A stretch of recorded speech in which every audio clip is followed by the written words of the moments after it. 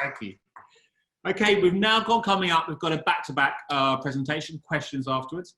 We're starting off with Ben Hookway, CEO of Relative Insight, followed directly by Russ Wilson from Hall & Partners. So let's hear their two 90-second talks, and then we'll get questions to both of them. So please remember, bottom of your screen, it's really easy, little icon, Q&A, give me your questions. And there's a prize for the best question. There isn't, but there should be. So without further ado, let's hand over to Ben. Ben, over to you. Hey everyone.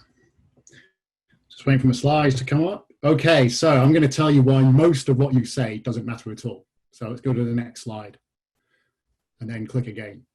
So there are about 171,000 words in the English dictionary.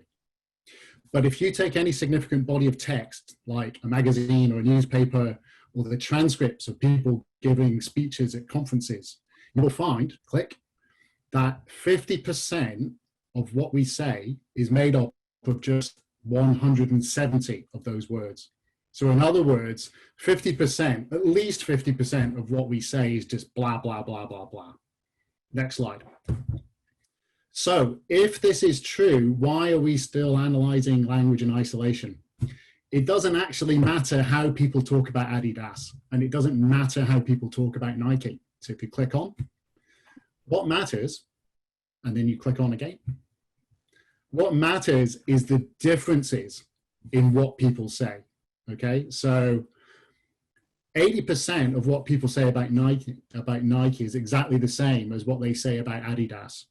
So what they say doesn't matter, it's the differences that matter. And we know this at Relative because we used to catch bad guys online doing this technique.